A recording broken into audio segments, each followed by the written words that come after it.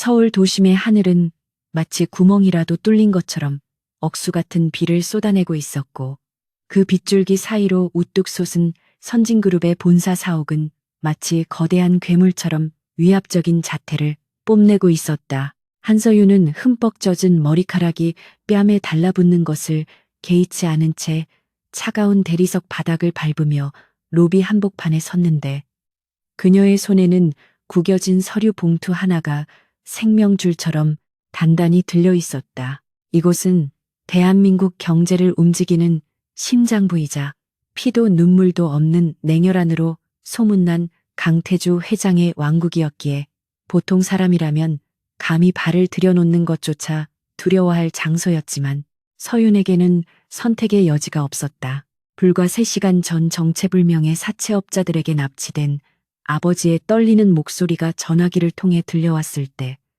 그녀의 이성은 마비되는 대신 차갑게 식어내리며 생존 본능을 일깨웠고, 그녀는 아버지가 덮어쓴 누명을 벗기기 위해 호랑이 굴로 직접 걸어 들어온 것이었다. 보안 요원들이 그녀의 앞을 가로막으려 하자 서윤은 품 안에서 미리 준비해둔 위조된 출입증을 내밀며 당당하게 고개를 치켜들었고, 그 눈빛에는 흔들림 없는 결기가 서려 있었다. 그녀는 아버지가 선진그룹의 하청업체에서 일하며 억울하게 횡령 혐의를 뒤집어쓰고 사라진 기밀 문서를 찾으려다 덫에 걸렸다는 사실을 알고 있었기에 지금 이 순간 물러선다면 아버지는 영영 돌아오지 못할 것임을 직감했다. 로비의 거대한 샹들리에가 내뿜는 빛은 화려했지만 서윤의 눈에는 그저 차가운 감시의 눈동자처럼 느껴졌고, 그녀는 심장이 터질 듯 요동치는 것을 억누르며 엘리베이터 쪽으로 발걸음을 옮겼다. 그녀가 향하는 곳은 일반 직원들은 접근조차 불가능한 최상층 펜트하우스 집무실이었는데, 그곳에 바로 이 모든 비극의 열쇠를 쥐고 있는 강태주가 있다는 사실만이 머릿속을 가득 채우고 있었다. 엘리베이터의 숫자가 하나씩 올라갈 때마다 서윤은 숨이 막혀오는 압박감을 느꼈지만, 동시에 아버지를 살려야 한다는 절박함이 그녀의 두뇌를 비상하게 회전시키고 있었다. 그녀는 금융 데이터 분석가로서의 탁월한 능력을 이용해 이미 선진그룹 내부의 자금 흐름에 이상 징후가 있다는 것을 파악해둔 상태였고, 이것이 강태주와 협상할 수 있는 유일한 무기였다. 마침내 띵 하는 소리와 함께 엘리베이터 문이 열리자 정막만이 감도는 복도가 나타났고, 그 끝에는 육중한 검은색 양문형 문이 굳게 닫혀 있어 마치 지옥의 입구처럼 보였다. 비서실장이 놀란 눈으로 자리에서 일어나 그녀를 제지하려 했지만 서윤은 그를 무시하고 곧장 회장실 문을 향해 돌진했으며, 거친 숨을 몰아쉬며 문고리를 잡는 순간 손끝에서 전해지는 차가운 금속의 감촉이 전율처럼 온몸을 타고 흘렀다. 쾅 하는 소리와 함께 육중한 문이 열리자 드넓은 집무실 안의 공기가 순식간에 얼어붙었고, 창가에 서서 비 내리는 도시를 내려다보던 한 남자가 천천히 몸을 돌렸다. 강태주는 마치 어둠 속에서 걸어나온 포식자처럼 서늘하고 날카로운 눈빛을 하고 있었는데, 그의 시선이 서윤에게 꽂히는 순간 그녀는 마치 보이지 않는 손이 목을 조르는 듯한 압박감을 느꼈다. 그는 침입자가 들어왔음에도 불구하고 조금도 당황하지 않았으며, 오히려 흥미롭다는 듯 입가에 비릿한 미소를 머금은 채 천천히 책상 쪽으로 걸어왔는데, 그 발걸음 하나하나가 서윤의 심장을 짓누르는 것만 같았다. 경호원들이 뒤따라 들어와 서윤을 끌어내려 했지만 태주는 손을 들어 그들을 제지했고, 낮고 굵은 목소리로 감히 내 방에 발을 들인 이유가 목숨보다 가치 있기를 바란다고 말했다. 서윤은 떨리는 다리에 힘을 주어 버티며 강태주의 눈을 똑바로 응시했고, 젖은 옷에서 떨어지는 빗물이 최고급 카펫을 적시고 있었지만 그녀는 아랑곳하지 않고 입을 열었다. 그녀는 아버지가 횡령한 것이 아니라 누군가에게 조작된 장부를 받았을 뿐이라며, 자신이 그 증거를 찾아내 진짜 범인을 당신 앞에 데려오겠다고 선언했다. 강태주는 그녀의 당돌한 태도에 눈썹을 살짝 치켜 올리며 책상 위에 놓인 만년필을 집어들고는 천천히 돌리며 그녀를 관찰하기 시작했다. 그는 수많은 사람이 자신 앞에서 살려달라고 애원하거나 거짓 눈물을 흘리는 것은 보았지만 이토록 작은 체구의 여자가 살기를 띤 눈으로 거래를 제안하는 것은 처음 보는 광경이었기에 기묘한 호기심이 일었다. 그는 서윤에게 가까이 다가오라고 손짓했고 서윤이 주저없이 책상 앞으로 걸어가자 태주는 그녀가 가져온 서류 봉투를 턱짓으로 가리키며 내용물을 확인하라는 무언의 압박을 보냈다. 서윤이 떨리는 손으로 봉투를 열어 안에 있던 분석 자료를 책상 위에 펼쳐 보이자 강태주의 눈빛이 순식간에 날카롭게 변하며 서류를 훑어보기 시작했다. 그것은 선진그룹 계열사의 이중 장부를 완벽하게 분석하여 자금이 새나가는 구멍을 정확히 짚어낸 자료였는데 내부 감사팀조차 발견하지 못한 정교한 횡령의 흔적들이 적나라하게 드러나 있었다. 태주는 서류에서 눈을 떼지 않은 채 낮은 목소리로 이것을 누가 작성했냐고 물었고 서윤은 자신이 직접 분석한 것이라고 대답하며 아버지를 구하기 위해서라면 이보다 더한 것도 찾아낼 수 있다고 덧붙였다. 태주는 고개를 들어 서윤을 다시 바라보았는데 이번에는 경멸이나 무시가 아닌 탐색하는 눈빛으로 그녀의 가치를 저울질하는 듯 했으며 방 안에는 팽팽한 긴장감이 감돌아 숨소리조차 크게 낼 수 없는 상황이 이어졌다. 강태주는 천천히 자리에서 일어나 서윤의 코앞까지 다가왔고 그의 거대한 그림자가 서윤을 완전히 덮어버리자 그녀는 본능적으로 뒷걸음질 치고 싶었지만 발바닥이 바닥에 붙은 것처럼 움직이지 않았다. 그는 서윤의 턱을 거칠게 잡아 올리며 만약 이 정보가 거짓이거나 네 아버지가 결백하지 않다면 그 대가는 너의 목숨으로도 부족할 것이라고 위협했다. 하지만 서윤은 그의 위협에 굴하지 않고 오히려 눈을 부릅뜨며 만약 자신이 진짜 범인을 찾아낸다면 아버지의 빚을 전액 탕감해주고 안전을 보장해달라고 맞받아쳤다. 태주는 그녀의 눈동자 속에서 두려움 뒤에 숨겨진 강렬한 생명력을 발견하고 묘한 전율을 느꼈는데 그것은 그가 오랫동안 잊고 지냈던 어떤 감정을 자극하는 것 같았다. 그는 잡고 있던 그녀의 턱을 놓아주며 입가에 차가운 미소를 지었고 비서실장에게 전화를 걸어 사채업자들에게 당장 연락해 인지를 건드리지 말라고 지시했다. 그의 지시가 떨어지자마자 서윤의 다리에 힘이 풀리며 비틀거렸지만 그녀는 재빨리 책상 모서리를 잡고 중심을 잡으려 애썼고 그런 그녀의 모습을 태주는 팔짱을 낀 채 흥미롭게 지켜보았다. 태주는 거래는 성립되었다고 말하며 하지만 범인을 잡을 때까지 너는 내 눈앞에서 한시도 벗어날 수 없으며 오늘부터 내 개인 비서로 일하면서 그 능력을 증명해 보이라고 명령했다. 서윤은 이것이 단순한 고용 관계가 아니라 사실상의 감금이자 인질 생활이 될 것임을 직감했지만 아버지를 살리기 위해서는 악마의 손이라도 잡아야 했기에 고개를 끄덕였다. 태주는 책상 위에 놓인 보안 서약서를 그녀 앞으로 밀며 여기에 서명하는 순간 너의 모든 것은 선진그룹과 나 강태주의 소유가 된다는 것을 명심하라고 경고했다. 서윤은 펜을 집어들고 잠시 망설였지만 아버지의 얼굴을 떠올리며 단호하게 서명했고 종이 위로 사각거리는 펜 소리가 적막한 사무실에 유난히 크게 울려 퍼졌다. 서명을 마친 서윤이 고개를 들자 태주는 인터폰을 눌러 누군가를 호출했고 잠시 후 말끔한 정장을 입은 수행비서가 들어와 서윤을 안내하려 대기했다.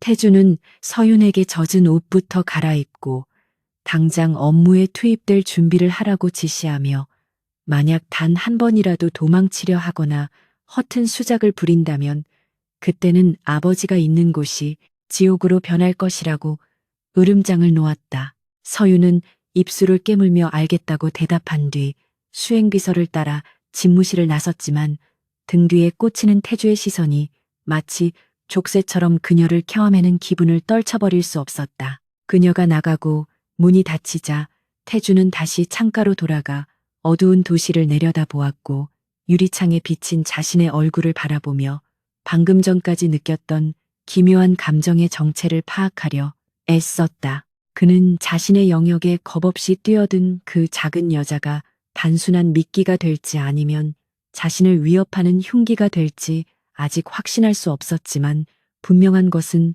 그녀가 자신의 지루한 일상에 균열을 일으켰다는 사실이었다. 서유는 수행비서의 안내를 받아 회장실 바로 옆에 위치한 작은 부속실로 들어갔는데 그곳은 마치 감옥처럼 창문 하나 없이 사방이 벽으로 막혀 있었고 책상 하나와 컴퓨터 한 대만이 덩그러니 놓여 있었다. 비서는 그녀에게 갈아입을 옷과 기본적인 업무 매뉴얼을 건네주며 회장님은 실수를 용납하지 않는 분이니 각별히 주의하라는 충고를 남기고 사라졌다. 서유는 젖은 옷을 벗고 건네받은 단정한 정장으로 갈아입으며 거울 속에 비친 자신의 창백한 얼굴을 바라보았고 이제 더 이상 물러설 곳이 없다는 사실을 뼈저리게 실감했다. 그녀는 심호흡을 하며 흐트러진 마음을 다잡고 컴퓨터 앞에 앉아 태주가 넘겨준 방대한 양의 암호화된 파일들을 열어보기 시작했는데 그것은 선진그룹의 치부이자 그녀가 풀어야 할 거대한 수수께끼였다. 시간이 얼마나 흘렀는지 모를 정도로 서유는 모니터 화면에 빨려 들어갈 듯 집중하며 데이터를 분석하고 있었고 숫자들의 나열 속에서 숨겨진 패턴을 찾아내느라 눈이 뻑뻑해지는 것도 잊고 있었다. 그때 갑자기 부속실 문이 벌컥 열리며 강태주가 들어왔는데 그는 재킷을 벗어 손에 들고 넥타이를 느슨하게 푼 모습이었지만 여전히 위압적인 기운을 뿜어내고 있었다.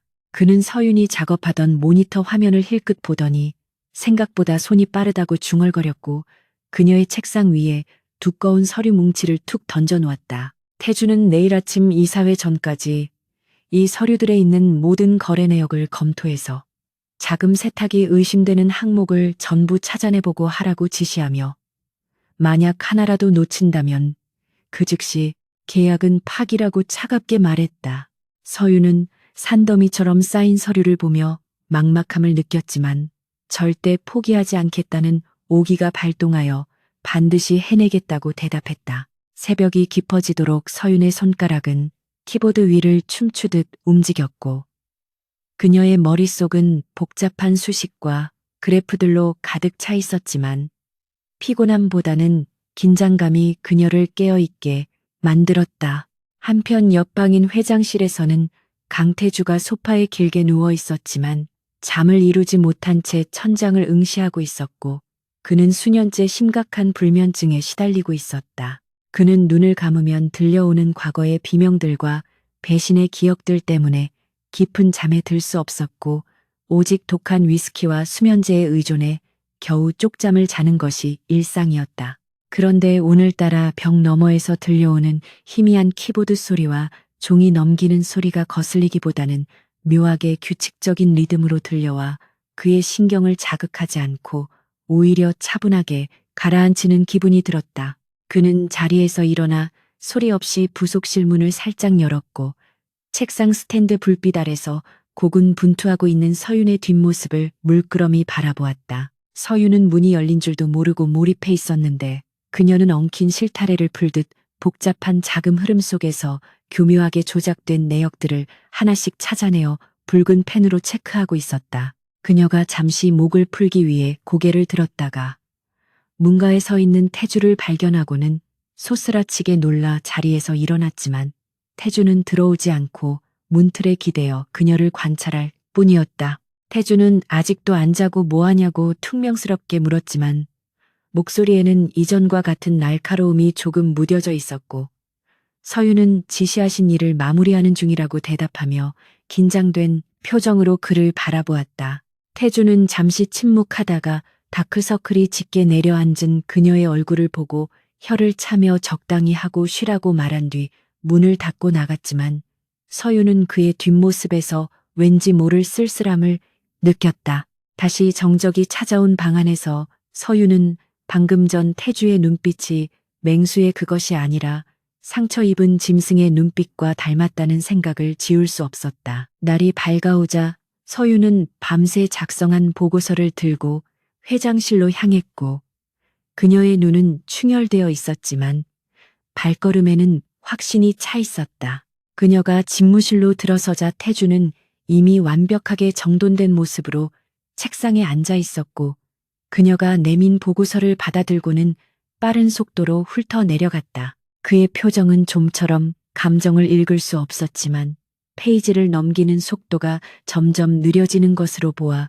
내용에 집중하고 있음을 알 수 있었고 마지막 장을 덮었을 때 그의 눈매가 가늘게 휘어졌다. 태주는 보고서를 책상에 내려놓으며 기대 이상이라고 짧게 평가했고 이 정도면 이사들의 입을 다물게 할 수 있겠다고 중얼거렸다.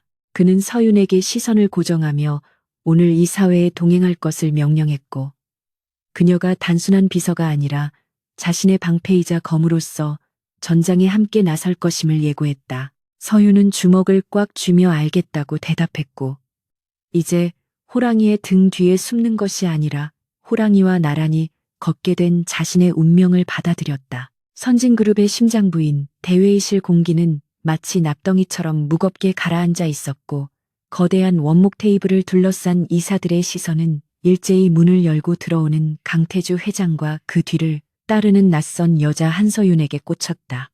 대한민국 재계를 쥐락펴락하는 거물들이 모인 자리였음에도 불구하고 강태주가 등장하자 실내의 온도가 순식간에 몇 도는 내려간 듯한 착각이 들 정도로 팽팽한 긴장감이 감돌았는데 그들은 태주 뒤에 서 있는 서윤을 보며 의아함과 경계심이 뒤섞인 눈빛을 보냈다. 서윤은 수십 개의 날카로운 시선이 자신을 향해 쏟아지는 것을 느꼈지만 등 뒤로 흐르는 식은땀을 애써 무시하며 태주의 의자 뒤편에 꼿꼿한 자세로 섰고 그녀의 손에는 지난밤 밤새도록 분석하여 만들어낸 붉은색 파일이 들려 있었다.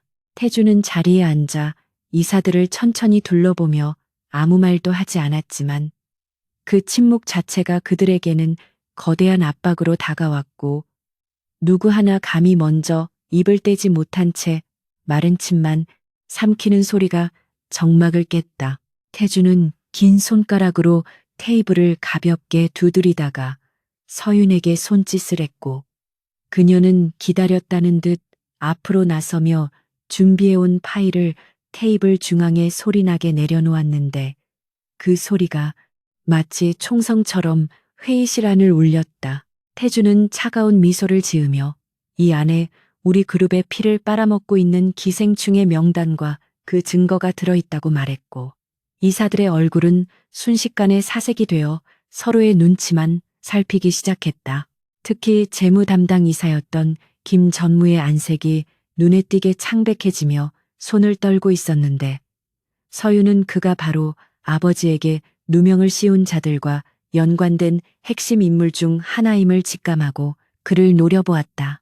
태주는 서윤에게 설명을 지시했고 그녀는 떨리는 목소리를 가다듬고 침착하게 브리핑을 시작했는데 그녀의 입에서 나오는 정확한 수치와 자금 세탁 경로는 반박할 수 없을 만큼 완벽했다. 서윤의 브리핑이 이어질수록 회의실 안은 충격과 공포로 물들었고 그녀가 제시한 증거들은 김 전무가 페이퍼 컴퍼니를 통해 비자금을 조성하고 하청 업체들에게 책임을 전가해온 사실을 적나라하게 보여주고 있었다. 김 전무는 억울하다며 소리를 지르고 자리에서 일어났지만 서윤은 눈 하나 깜짝하지 않고 그가 빼돌린 자금의 최종 종착지가 어디인지 그리고 그 과정에서 희생된 사람들이 누구인지 차분하게 읊어내려갔다. 그녀의 목소리는 크지 않았지만 그 어떤 고함보다 강력한 힘을 가지고 있었고 그녀의 논리 정연한 설명 앞에서 김 전무의 변명은 그저 비겁한 울부짖음으로 전락해버렸다.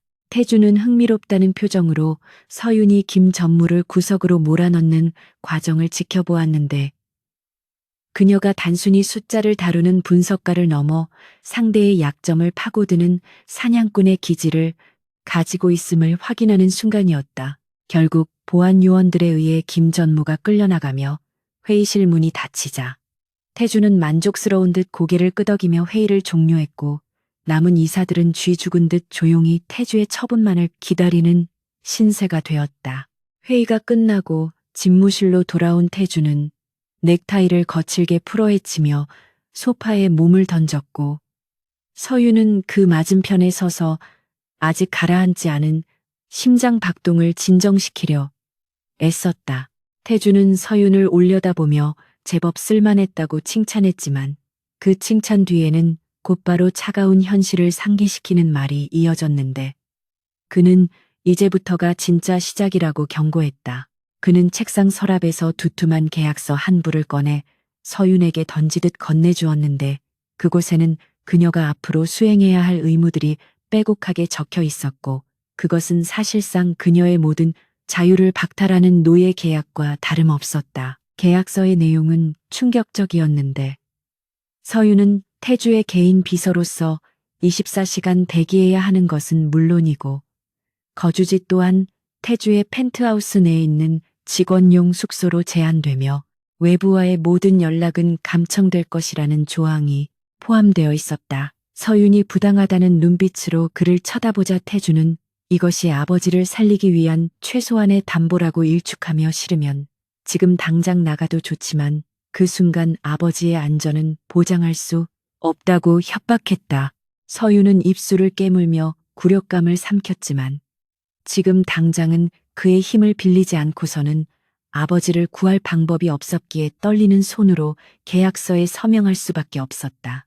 태주는 그녀의 서명을 확인하고는 만족스러운 듯 계약서를 다시 서랍에 넣으며 앞으로 내 그림자처럼 움직이고 내가 보지 못하는 것들을 대신 보고 들으라고 명령했다. 그날 오후부터 서윤의 공식적인 업무가 시작되었지만 비서실의 분위기는 그녀에게 결코 호의적이지 않았으며 기존의 비서들은 낙하산으로 들어온 그녀를 투명 인간 취급하거나 노골적으로 무시했다.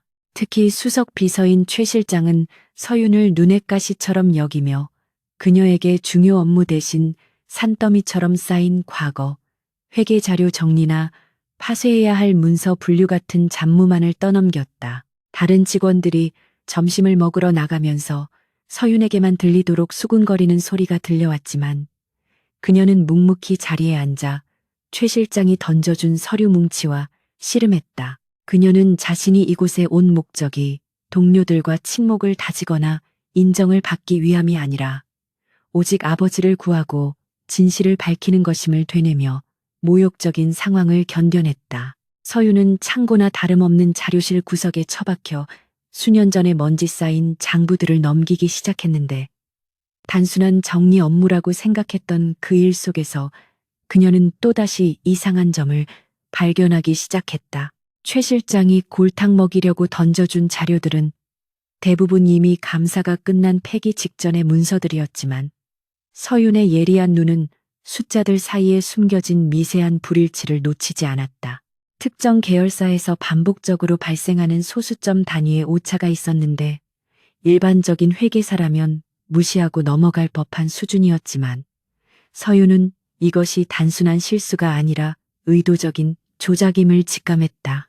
그녀는 점심도 거른 채 먼지를 마셔가며 흩어진 퍼즐 조각들을 맞추기 시작했고 시간이 지날수록 그녀의 눈빛은 더욱 날카롭게 빛나며 피로조차 있게 만들었다. 해가 지고 사무실에 어둠이 깔리기 시작했을 때 서윤은 마침내 그 소수점 오차들이 모여 거대한 자금이 엉뚱한 곳으로 흘러가고 있다는 결정적인 단서를 찾아냈고 그 규모는 상상을 초월하는 수준이었다. 그녀는 자신이 찾아낸 결과물을 들고 곧장 회장실로 달려가려 했지만 문 앞에서 경호원들에게 제지당했고 그들은 회장님이 지금 휴식 중이니 방해하지 말라고 경고했다.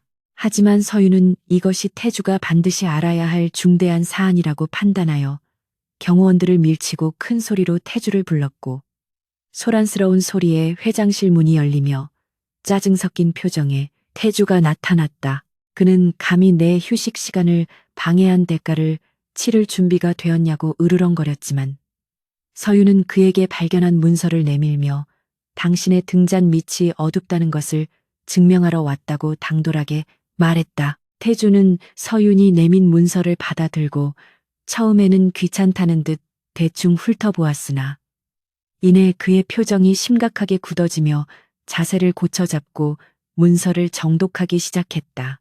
서윤이 찾아낸 것은 그룹 내에서 가장 신뢰받던 물류 계열사가 해외 유령 회사를 통해 수년 동안 조직적으로 자금을 빼돌린 정황이었는데, 이는 태주가 전혀 예상하지 못한 부분이었다. 그는 믿었던 도끼에 발등이 찍힌 듯한 배신감과 동시에 이토록 치밀하게 숨겨진 비리를 단 몇 시간 만에 찾아낸 서윤의 능력의 전율을 느꼈다. 태주는 서류에서 눈을 떼고 서윤을 응시했는데, 그의 눈빛에는 이전의 경멸이나 의심 대신 놀라움과 함께 그녀를 소유하고 싶다는 강렬한 욕망이 서려 있었다. 태주는 서윤에게 가까이 다가와 그녀의 어깨를 잡으며 네가 찾아낸 것이 사실이라면 내 주변에는 온통 적들뿐이라는 뜻인데 겁나지 않냐고 물었다.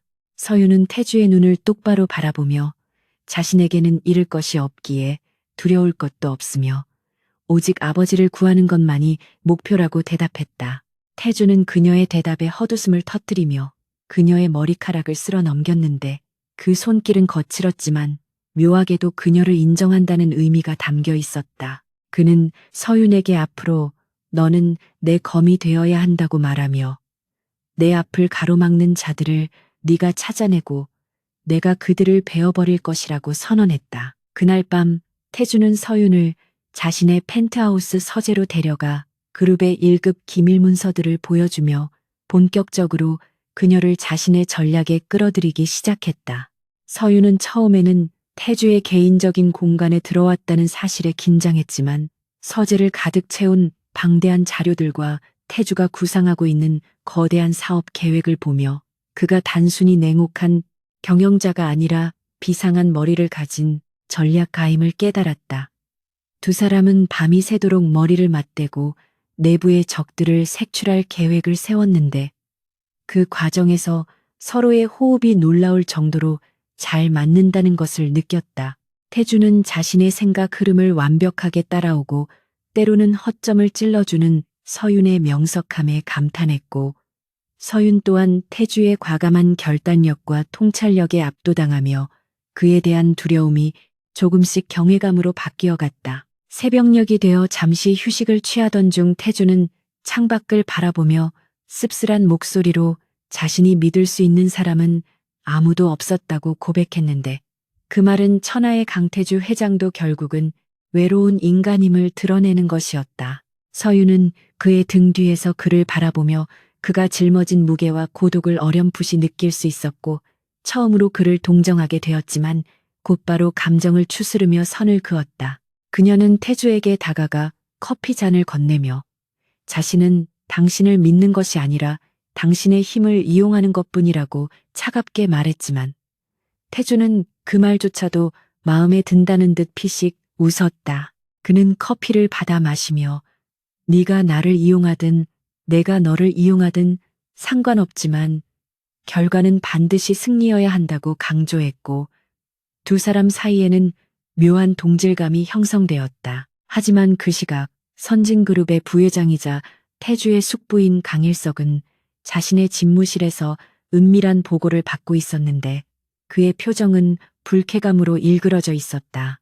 보고자는 태주가 데려온 새로운 여비서가 심상치 않은 인물이며 김전무가 제거된 것에 그녀의 역할이 컸다는 사실을 알렸다. 강일석은 태주가 자신의 수족들을 하나씩 잘라내고 있다는 것을 눈치채고 위기감을 느꼈으며 그 중심에 있는 한서윤이라는 여자가 방해물이 될 것임을 직감했다.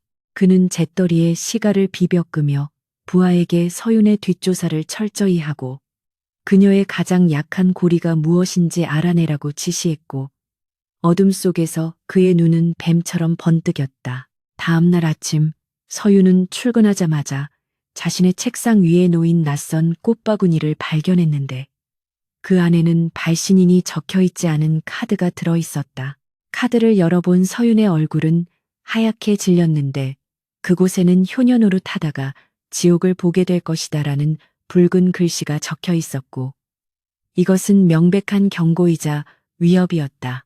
그녀가 꽃바구니를 들고 당황하고 있을 때 태주가 출근하여 그 모습을 목격했고 그는 순식간에 상황을 파악하고 서윤의 손에서 카드를 낚아채어 내용을 확인했다. 태주의 눈빛이 험악하게 변하며 꽃바구니를 바닥에 내동댕이 쳤고 비서실 전체가 그의 분노에 숨을 죽였다. 태주는 서윤의 손목을 잡고 자신의 집무실로 끌고 들어와 문을 잠그고는 누가 이런 짓을 했는지 반드시 찾아내어 그 손가락을 부러뜨려 놓겠다고 분노했다. 서윤은 떨리는 목소리로 이것이 자신을 노리는 적들의 경고임을 알았지만 오히려 태주에게 괜찮다며 당당한 척하려 애썼다.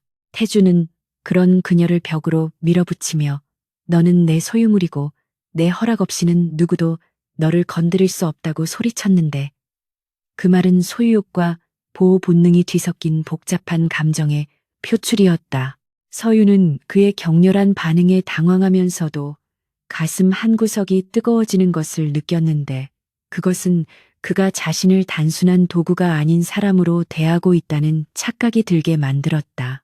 태주는 거친 숨을 몰아쉬며 서윤의 눈을 응시했고 두 사람 사이의 거리는 숨이 닿을 만큼 가까워져 있었다. 그 순간 태주는 이성을 되찾고 서윤에게서 떨어지며 옷매무새를 다듬었고 냉정을 되찾은 목소리로 오늘부터 경호를 2배로 늘리겠다고 통보했다. 서윤은 고개를 끄덕이며 알겠다고 대답했지만 방금 전 느꼈던 묘한 긴장감은 쉽게 사라지지 않았고 그녀는 자신의 심장이 왜 이렇게 빨리 뛰는지 이해할 수 없었다. 태주는 창가로 돌아가서서 어딘가로 전화를 걸어 보안팀장에게 당장 CCTV를 확인하고 범인을 색출하라고 지시했고 그의 목소리에는 다시금 냉혹한 회장의 위험이 서려 있었다. 서윤은 그의 뒷모습을 바라보며 이제 자신이 되돌릴 수 없는 위험한 게임에 깊이 발을 들여놓았음을 깨달았지만 동시에 이 남자와 함께라면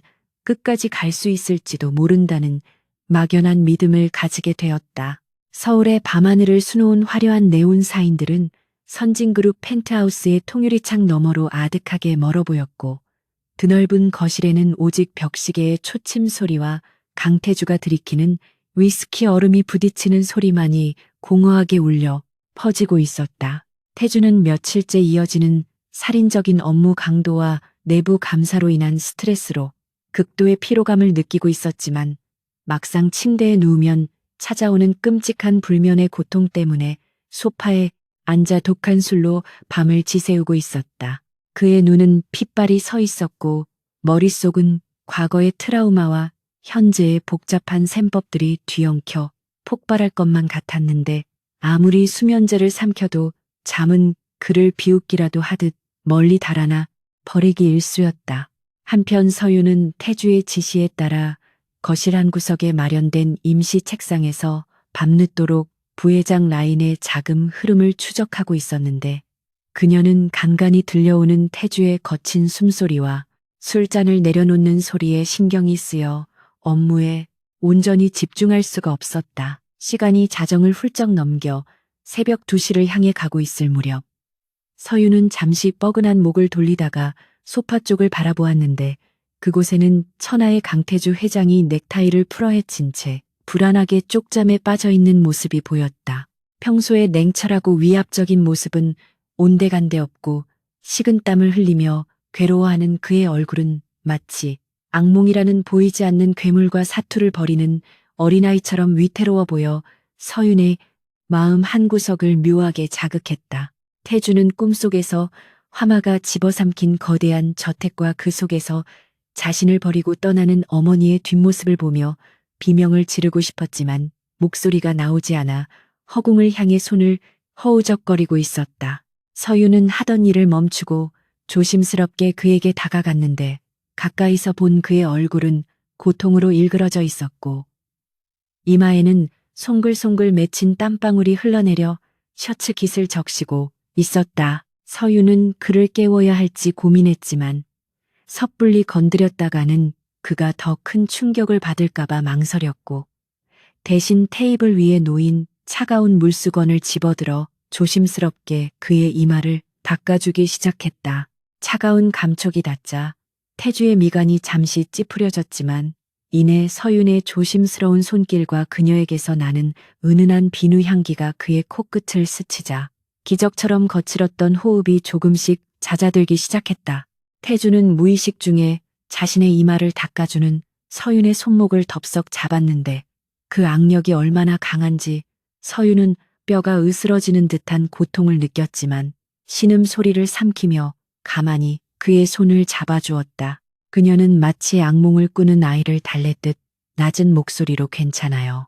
아무 일도 없어요라고 속삭였고 그 목소리는 태주의 귓가에 닿아 혼란스러운 그의 꿈속 세상을 잠재우는 주문처럼 작용했다. 얼마나 시간이 흘렀을까? 태주가 잡고 있던 손의 힘이 서서히 풀리며 깊은 잠에 빠져들자 서유는 비로소 안도의 한숨을 내쉬며 조심스럽게 자신의 손목을 빼내려 했지만 그는 여전히 그녀의 온기를 놓지 않으려는 듯 손끝을 붙잡고 있었다. 서유는 어쩔 수 없이 소파 옆 바닥에 앉아 불편한 자세로 밤을 지새우게 되었는데 창밖에서 비쳐 들어오는 달빛이 태주의 평온해진 얼굴을 비추자 그녀는 처음으로 이 남자가 가진 고독의 깊이를 가늠해 볼 수 있었다. 대한민국 최고의 재벌이라는 화려한 타이틀 뒤에 숨겨진 지독한 외로움과 상처가 그를 괴물로 만들었을지도 모른다는 생각에 서유는 연민을 느꼈지만 동시에 그가 깨어나면 다시 냉혹한 포식자로 돌아올 것을 알기에 마음을 다잡으려 애썼다. 그녀는 잡힌 손을 바라보며 자신이 지금 호랑이의 발톱을 다듬어주고 있는 것인지 아니면 스스로 먹잇감이 되기를 자처하는 것인지 혼란스러워하며 서서히 잠이 들었다. 다음 날 아침 눈부신 햇살이 거실 깊숙이 들어와 태주의 눈을 찔렀을 때 그는 찌뿌둥한 몸을 일으키며 습관적으로 시간을 확인했고 시계바늘이 오전 8시를 가리키고 있다는 사실에 소스라치게 놀랐다. 지난 10년간 단 한 번도 약 없이는 4시간 이상 자본 적이 없는 그가 무려 6시간을 내리잤다는 것은 의학적으로 설명이 불가능한 기적과도 같은 일이었기에 그는 잠시 자신이 아직 꿈을 꾸고 있는 것은 아닌지 의심했다. 그는 머리가 맑아진 느낌에 생경해하며 주위를 둘러보다가 소파 아래 카펫 위에서 불편하게 몸을 웅크린 채 잠들어 있는 서윤을 발견했고 자신의 손이 그녀의 옷자락을 꽉 쥐고 있었다는 사실을 깨닫고 황급히 손을 떼어냈다. 태주는 멍하니 잠든 서윤의 얼굴을 내려다보며 어젯밤의 기억을 되살리려 애썼는데 흐릿한 기억 속에 그녀의 따뜻한 손길과 나직한 목소리가 떠오르자 심장이 쿵하고 내려앉는 기분을 느꼈다. 태주는 복잡한 심경으로 자리에서 일어나 욕실로 향했고 샤워기에서 쏟아지는 차가운 물줄기를 맞으며 쿵쾅거리는 심장을 진정시키려 했지만 머릿속에는 온통 소파 옆에서 새우잠을 자던 서윤의 모습이 떠나지 않았다. 그는 자신이 누군가에게 의지해서 잠들었다는 사실이 자존심 상하면서도 동시에 그 편안했던 감각을 거부할 수 없다는 모순적인 감정에 휩싸였고 이것이 자신에게 약점이 될지 무기가 될지 냉정하게 판단하려 했다. 샤워를 마치고 나온 태주는 여전히 자고 있는 서윤을 깨우지 않고 조용히 드레스룸으로 들어가 옷을 갈아입었는데 평소라면 당장 깨워서 커피를 대령하라고 소리쳤을 그였지만 오늘만큼은 그녀의 잠을 방해하고 싶지 않았다. 그는 비서실장에게 전화를 걸어 아침 회의를 1시간 미루라고 지시한 뒤 주방으로 가서 직접 커피 머신을 작동시켰고 진한 커피 향이 집안을 채우기 시작했다. 커피 향에 잠에서 깬 서윤은 낯선 천장을 보고 잠시 멍하니 있다가 자신이 회장님 댁 거실 바닥에서 잤다는 사실을 깨닫고 화들짝 놀라 벌떡 일어났는데 등 뒤에서 느껴지는 시선에 고개를 돌리자 태주가 커피 잔을 든 채 그녀를 응시하고 있었다. 서윤은 당황하며 죄송하다고 고개를 숙였지만 태주는 아무런 질책도 하지 않고 오히려 식탁 위에 놓인 토스트와 커피를 턱짓으로 가리키며 먹고 출근하라고 무심하게 말했다. 서윤은 그의 예상 밖의 반응에 어리둥절해하며 쭈뼛거리고 식탁에 앉았고 태주는 맞은편에 앉아 태블릿 PC로 뉴스를 확인하는 척하며 곁눈질로 그녀가 먹는 모습을 관찰했다.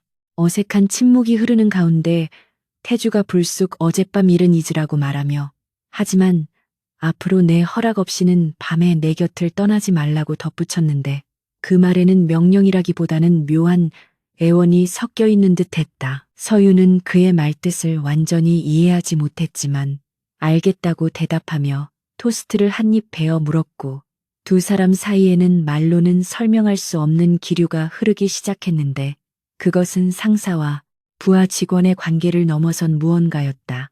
한편 회사에 도착한 두 사람은 엘리베이터에서 내리자마자 쏟아지는 직원들의 시선을 느꼈는데 이미 사내에는 회장님이 새 비서를 펜트하우스에 데리고 산다는 소문이 파다하게 퍼져 있었다. 직원들은 서윤을 향해 노골적인 적대감을 드러내거나 수군거렸고 특히 여직원들의 시선은 질투와 경멸로 가득 차 있었지만 서윤은 짐짓 아무렇지 않은 척하며 태주의 뒤를 따라 집무실로 향했다. 태주는 그런 분위기를 감지하고 미간을 찌푸리며 비서실장에게 눈짓을 보내 헛소문이 돌지 않도록 입단속을 시키라는 무언의 압박을 가했다. 오후가 되자 태주의 숙부인 강일석 부회장이 예고도 없이 회장실을 찾아왔는데 그는 겉으로는 인자한 미소를 띠고 있었지만 눈빛은 뱀처럼 차가웠고 태주는 그를 보자마자 본능적으로 경계태세를 갖추었다. 강일석은 태주에게 요새 회사 분위기가 어수선하다며 새로 들인 비서가 보통 내기가 아니라던데 자네가 너무 휘둘리는 것 아니냐고 뼈있는 농담을 던졌다. 태주는 서류를 검토하던 시선을 떼지 않고 제 사람은 제가 알아서 관리한다며 숙부님은 본인의 계열사 실적이나 신경 쓰라고 차갑게 응수했다. 강일석은 태주의 도발에도 굴하지 않고 껄껄 웃으며 서윤 쪽을 힐끗 쳐다보았는데 그 시선이 너무나 불쾌하고 음흉하여 서윤은 등골이 오싹해지는 것을 느꼈다. 강일석이 돌아간 뒤 태주는 서윤을 불러 앉히고 강일석은 위험한 인물이니 그와 마주치지 않도록 주의하라고 경고하며 만약 그가 따로 연락을 해오거나 접근하면 즉시 보고하라고 지시했다. 서윤은 강일석이 아버지를 함정에 빠뜨린 배우 세력과 연관이 있을지도 모른다는 의심을 품고 있었기에 태주의 경고를 흘려듣지 않고 마음속에 깊이 새겼다. 그녀는 태주에게 강일석 부회장이 관리하는 해외 법인 자료를 요청했지만 태주는 그것은 1급 기밀이라며 아직은 네가 건드릴 단계가 아니라고 선을 그었다. 하지만 서윤은 포기하지 않고 자신이 몰래 확보한 단서들을 조합해 강일석의 비자금 루트를 추적하기 시작했고 이것이 훗날 자신을 다사매는 덫이 될 줄은 꿈에도 모른 채 위험한 호기심을 키워갔다. 그날 저녁 태주는 중요한 외부 미팅이 있어 일찍 퇴근하지 못했고 서윤은 혼자 남겨진 집무실에서 야근을 하고 있었는데 갑자기 사무실 전체에 전기가 나가며 암흑천지가 되었다. 서윤은 당황하여 휴대폰 플래시를 켜고 주위를 살피려 했지만 비상전력마저 들어오지 않아 공포감에 휩싸였고 설상가상으로 복도 쪽에서 누군가의 발자국 소리가 들려오기 시작했다. 뚜벅뚜벅 울리는 구두 소리는 점점 집무실 문 쪽으로 다가왔고 서윤은 숨을 죽인 채 책상 아래로 몸을 숨겼는데 문고리가 천천히 돌아가는 소리가 들리자 심장이 터질 듯 요동쳤다. 문이 열리고 낯선 남자의 실루엣이 플래시 불빛에 비치자 서윤은 비명을 지르려 입을 막았지만 남자는 이미 그녀가 숨어 있는 곳을 알고 있다는 듯 책상 쪽으로 성큼성큼 다가왔다. 그 순간 어디선가 나타난 태주가 남자의 뒷덜미를 낚아채어 바닥에 내동댕이 쳤고 어둠 속에서 격렬한 몸싸움이 벌어지며 집무실 안은 순식간에 아수라장이 되었다. 태주는 짐승 같은 포효와 함께 괴한을 제압하고 그의 팔을 꺾어버렸는데 나중에 보안 요원들이 들이닥쳐 불을 켰을 때 괴한은 이미 의식을 잃은 상태였다. 서윤은 공포에 질려 책상 밑에서 떨고 있었는데 태주가 다가와 그녀를 끌어내어 품에 안았고 그의 품에서 느껴지는 거친 심장 박동과 땀 냄새가 그녀의 정신을 겨우 붙잡아 주었다. 태주는 서윤의 떨리는 어깨를 감싸 안으며 늦어서 미안하다고 속삭였고 그의 목소리에는 분노와 함께 깊은 안도감이 섞여 있었다.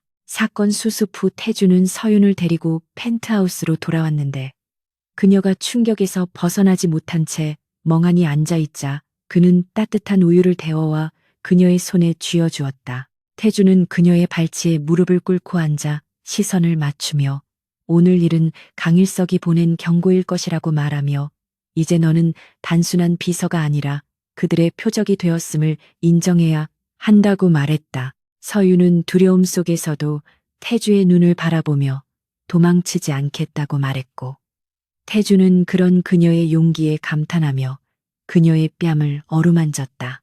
그는 자신이 잠들지 못하는 이유가 단순히 악몽 때문이 아니라 누군가를 지키지 못했다는 죄책감 때문이었음을 털어놓으며 이제는 너를 지키기 위해서라도 잠들지 않겠다고 맹세했다. 그날 밤 서윤은 자신의 방으로 돌아가지 않고 태주의 침실 소파에 앉아 그가 잠들 때까지 곁을 지켰는데 태주는 그녀가 옆에 있다는 사실만으로도 거짓말처럼 편안하게 눈을 감을 수 있었다. 태주는 잠들기 직전 서윤의 손을 잡으며 너는 내 수면제이자 유일한 안식처라고 중얼거렸고 그 말은 서윤의 가슴에 깊은 파문을 일으켰다. 서윤은 잠든 태주의 얼굴을 바라보며 자신이 이 위험한 남자에게 점점 깊이 빠져들고 있음을 부정할 수 없게 되었고 이제 두 사람의 운명은 때려야 뗄 수 없는 하나로 묶여버렸음을 직감했다. 창밖에는 다시 비가 내리기 시작했지만 태주의 방 안은 그 어느 때보다 따뜻하고 평온했으며 두 사람은 다가올 폭풍우를 잠시 잊은 채 서로의 온기에 의지해 밤을 보냈다. 하지만 평화도 잠시 다음 날 아침 회사 로비에는 서윤의 아버지가 산업 스파이 혐의로 체포되는 영상이 대형 스크린을 통해 방송되고 있었고 출근하던 서윤은 그 자리에 얼어붙 말았다. 화면 속 아버지는 포승줄에 묶인 채 고개를 숙이고 있었고 기자들은 그가 선진그룹의 핵심 기술을 경쟁사에 팔아넘기려 했다고 보도하고 있었는데 이는 명백한 조작이자 강일석의 본격적인 공격이었다. 서윤은 다리에 힘이 풀려 주저앉으려 했지만 뒤에서 태주가 그녀의 허리를 단단히 받쳐주며 귓가에 속삭였다. 무너지지 마. 지금 무너지면 그들이 원하는 대로 되는 거야. 내가 반드시 해결한다. 태주의 단호한 목소리에 서윤은 눈물을 삼키며 다시 일어섰고 분노로 이글거리는 눈빛으로 스크린을 노려보며 반드시 복수하겠다고 다짐했다. 태주는 즉시 비서실장에게 지시하여 언론 통제를 시도하고 법무팀을 소집해 대응책을 마련하라고 명령했지만 이미 여론은 서윤과 그녀의 아버지를 매도하는 방향으로 흘러가고 있었다. 이사회에서는 범죄자 딸을 회장 비서로 둘 수 없다며 서윤의 해임을 요구하는 목소리가 빗발쳤고 태주는 사면 초가에 몰린 상황이 되었다. 하지만 태주는 눈 하나 깜짝하지 않고 이사회에 참석해 만약 한서윤을 건드리는 자가 있다면 그가 누구든 자신의 모든 것을 걸고 파멸시키겠다고 선전포고를 했다. 그의 광기 어린 집착과 서윤을 향한 무조건적인 비호는 이사들을 공포에 떨게 만들었고 아무도 감히 그에게 반기를 들지 못하게 했다. 서윤은 회장실에 갇혀 밖으로 나가지도 못한 채 뉴스를 보며 괴로워했지만 태주가 들어오자 황급히 눈물을 닦고 아무 일 없었다는 듯 업무를 보려 했다. 태주는 그런 그녀에게 다가와 펜을 빼서 던지고 그녀를 강제로 소파에 앉히며 지금 네가 해야 할 일은 일하는 게 아니라 나를 믿고 기다리는 것이라고 말했다. 그는 서윤의 무릎에 얼굴을 묻으며 잠시만 이렇게 있게 해달라고 부탁했고 천하의 강태주가 한없이 약한 모습을 보이자 서윤은 조심스럽게 그의 머리를 쓰다듬어 주었다. 폭풍우가 몰아치는 바깥 세상과 달리 회장실 안은 두 사람만의 고요한 섬이 되었고 그들은 서로가 서로에게 유일한 구원임을 뼈저리게 느끼며 침묵 속에서 위로를 나누었다. 선진그룹 본사 앞은 이른 아침부터 수많은 취재진과 시위대로 인산인해를 이루고 있었으며 그들이 내뱉는 고함 소리는 견고한 유리벽을 뚫고 펜트하우스까지 진동을 전해오고 있었다. 한서윤은 창백하게 질린 얼굴로 창가에 서서 아래를 내려다 보았는데 방송국 헬기가 굉음을 내며 머리 위를 선회하는 모습은 마치 먹잇감을 노리는 독수리 떼처럼 느껴져 숨이 턱 막혀왔다. 뉴스에서는 연일 그녀의 아버지가 국가 핵심 기술을 해외로 유출하려 했다는 조작된 증거들이 쏟아져 나오고 있었고, 그 배후에 회장의 측근인 딸이 개입되어 있다는 의혹까지 제기되며 여론은 최악으로 치닫고 있었다. 강태주는 이 모든 것이 숙부인 강일석 부회장이 짠 치밀한 각본임을 알고 있었지만 그들이 제시한 증거가 너무나 정교하게 조작되어 있어 당장 반박할 명분이 부족한 상황에 분노를 삼키고 있었다. 긴급 소집된 이사회장은 마치 처형장과 같은 살벌한 분위기가 감돌고 있었고, 강일석 부회장은 회심의 미소를 감춘 채 테이블 중앙에 두툼한 감사 보고서를 던지듯 내려놓았다. 그는 보고서 내용을 근거로 한 윤희 회장 비서라는 지위를 이용하여 1급 기밀 서버에 무단으로 접속했고, 그 정보를 아버지에게 빼돌렸다는 충격적인 주장을 펼치며 이사들을 동요하게 만들었다. 이사들은 강태주에게 책임을 묻기 시작했고, 주가 폭락과 브랜드 이미지 실추를 막기 위해서는 당장 한서윤을 해고하고 검찰에 넘겨야 한다고 목소리를 높였는데, 이는 태주의 손발을 자르려는 명백한 압박이었다. 태주는 주먹을 꽉 쥐며 서윤은 자신의 지시를 따랐을 뿐이라고 옹호하려 했지만 강일석은 기다렸다는 듯. 그렇다면 회장이 직접 기밀 유출을 지시한 것이냐며 그를 벼랑 끝으로 몰아세웠다.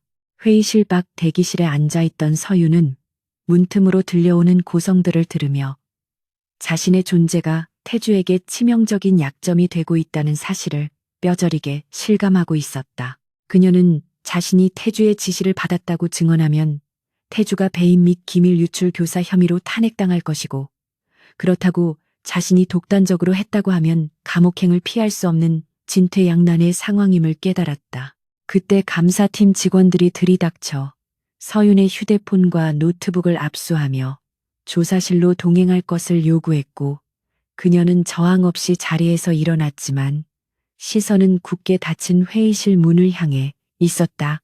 그녀는 태주가 무너지면 아버지를 구할 수 있는 유일한 희망마저 사라진다는 것을 알기에 찢어지는 마음을 다잡으며 일생일대의 결단을 내리기로 마음먹었다. 지하 조사실의 차가운 공기는 서윤의 살을 파고들었고, 눈앞에 앉은 감사팀장은 강일석의 신복으로 이미 답을 정해놓고 그녀를 신문하고 있었다. 그는 회장의 지시가 있었냐고 집요하게 물으며 회장이 시켰다고 자백하면 정상 참작이 될 수 있다고 회유했지만, 서윤은 그 달콤한 제안 속에 숨겨진 독을 꿰뚫어보고 있었다. 서윤은 떨리는 손을 허벅지 아래로 감추고 단호한 눈빛으로 고개를 저으며 모든 것은 자신이 독단적으로 벌인 일이며 아버지의 빚을 갚기 위해 기술을 빼돌리려 했다고 거짓 자백을 시작했다. 그녀의 입에서 나온 자백은 조사실 밖에서 모니터링하고 있던 강일석에게는 승리의 팡파르처럼 들렸지만, 뒤늦게 소식을 듣고 달려온 강태주에게는 청천벽력과도 같은 소리였다. 태주는 이사회를 박차고 나와 조사실로 향하던 중 서윤이 모든 혐의를 인정했다는 보고를 받고 격분하여 복도를 질주했고, 경호원들이 그를 말릴 새도 없이 조사실 문을 부서져라 열어젖혔다. 조사실 안에는 초췌해진 서윤이 죄인처럼 고개를 숙이고 앉아 있었고, 태주는 감사팀장을 거칠게 밀어내고 그녀의 어깨를 잡고 흔들며 왜 하지도 않은 짓을 인정하냐고 고함을 질렀다. 서윤은 태주의 눈을 피하며 이것이 사실이라고 고집을 부렸지만, 태주는 그녀의 눈가에 고인 물기를 보고 그녀가 자신을 지키기 위해 스스로 희생양이 되었음을 본능적으로 알아차렸다. 태주는 끓어오르는 분노와 안타까움에 치를 떨며 모든 조사를 중단시키려 했지만, 이미 그녀의 자백 녹취록은 검찰로 넘어간 상태였고 상황은 돌이킬 수 없이 악화되어 있었다. 결국 서윤은 긴급 체포되어 구치소로 이송되게 되었고, 호송차에 오르기 전 수갑을 찬 손으로 옷깃을 여미며 태주를 향해 마지막 눈인사를 보냈다. 태주는 쏟아지는 플래시 세례 속에서 멀어져가는 호송차를 바라보며 태어나서 처음으로 자신의 무력함에 치를 떨었고 가슴 한구석이 도련해진 듯한 통증을 느꼈다. 그는 비서실장에게 당장 강일석의 모든 비리를 낱낱이 파헤치고 가용한 모든 변호인단을 꾸려 서윤을 빼내오라고 지시했지만 목소리는 분노로 인해 심하게 떨리고 있었다. 태주는 주머니 속에서 서윤이 남긴 쪽지를 발견했는데 거기에는 회장님은 반드시 왕좌를 지키셔야 합니다. 그래야 저희 아버지를 구해주실 수 있으니까요. 라는 짧은 글이 적혀 있어 그의 눈시울을 붉게 만들었다. 구치소의 차가운 독방에 갇힌 서윤은 좁은 창문으로 들어오는 달빛을 바라보며 무릎을 끌어안고 있었는데 두려움보다는 태주가 무사하다는 사실에 안도감을 느끼고 있었다. 그녀는 며칠 전 태주가 불면증으로 괴로워하던 밤 자신이 그의 곁을 지켰던 기억을 떠올리며 그가 오늘 밤은 혼자서 잠들 수 있을지 걱정하는 자신을 발견하고 쓴웃음을 지었다. 차가운 시멘트 바닥에서 올라오는 한기가 온몸을 감쌌지만 그녀의 마음속에는 태주가 언젠가 반드시 자신을 구하러 올 것이라는 막연하지만 강한 믿음이 자리 잡고 있었다. 한편 태주는 텅 빈 펜트하우스에서 서윤의 빈자리를 뼈저리게 느끼며 위스키 병을 통째로 비우고 있었지만 술기운조차 그의 정신을 흐리게 하지 못하고 오히려 복수심만 더욱 날카롭게 벼리고 있었다. 다음날 강일석 부회장은 승리에 도취되어 회장실을 찾아와 태주에게 이제 그만 현실을 받아들이고 경영 일선에서 물러나 명예회장으로 남으라는 뻔뻔한 제안을 건넸다. 그는 서윤을 꽃뱀이자 산업 스파이로 매도하며 그런 여자를 곁에 두었던 태주의 판단력을 문제 삼았고 이사회도 이미 자신의 편으로 돌아섰음을 과시했다. 하지만 태주는 책상 위에 놓인 만년필을 부러질 듯 쥐고 낮은 웃음소리를 흘리며 아직 전쟁은 끝나지 않았고 내가 가진 패를 다 보여주지 않았다는 것을 기억하라고 경고했다.